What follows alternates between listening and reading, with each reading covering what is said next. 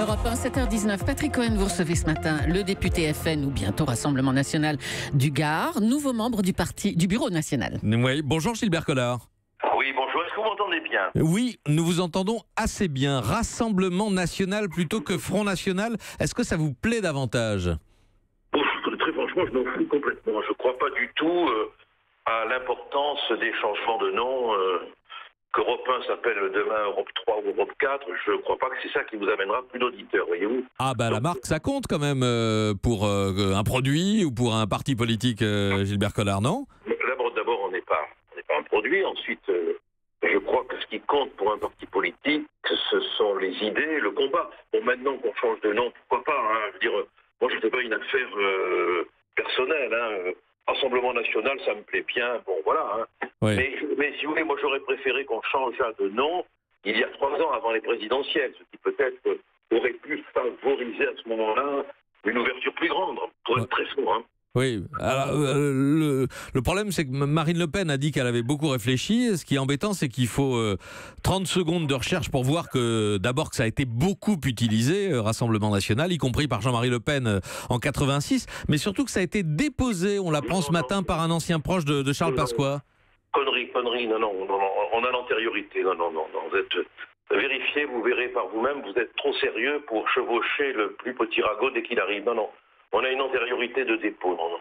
Il y a une antériorité de dépôt. Écoutez, on va vérifier. C'est un communiqué publié par... Voilà, je l'ai vu, mais il m'a été signalé immédiatement qu'on avait une antériorité de dépôt. Bon. Je l'espère. Vous espérez pouvoir vous appeler, vous qualifier Rassemblement National.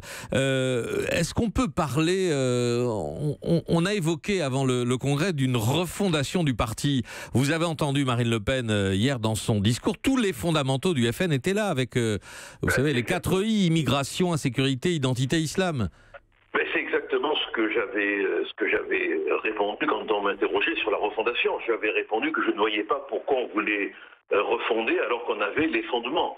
Voilà, bon, mais il peut toujours être utile sous couvert de refondation de rappeler que les fondements existent. C'est exactement ce qu'on a fait, donc c'est une bonne chose, hein, finalement. Donc c'est une bonne chose de rappeler les fondamentaux en quelque sorte.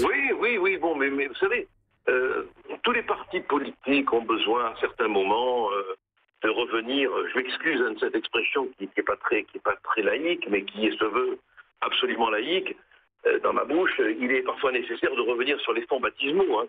Ça ne fait jamais de mal. Avec quelle perspective aujourd'hui, Gilbert Collard? Celle d'une victoire et d'un succès en solo ou sur la base d'alliances? Parce qu'on n'a pas bien compris dans le discours de Marine Le Pen. Elle a évoqué la nécessité d'alliance et en même temps vertement critiqué ceux avec qui elle pourrait être amenée à s'allier.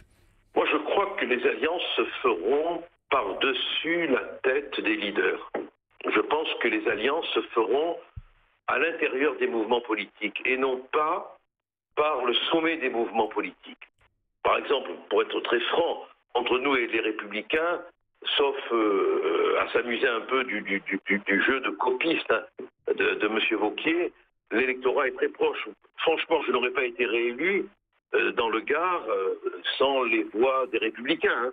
Hein. Donc l'ouverture, elle existe dans l'électorat, mais les chefs à plumes veulent garder leur plume. Voilà, le problème, il est là. C'est que chacun veut sa plume. On n'y peut rien, c'est comme ça.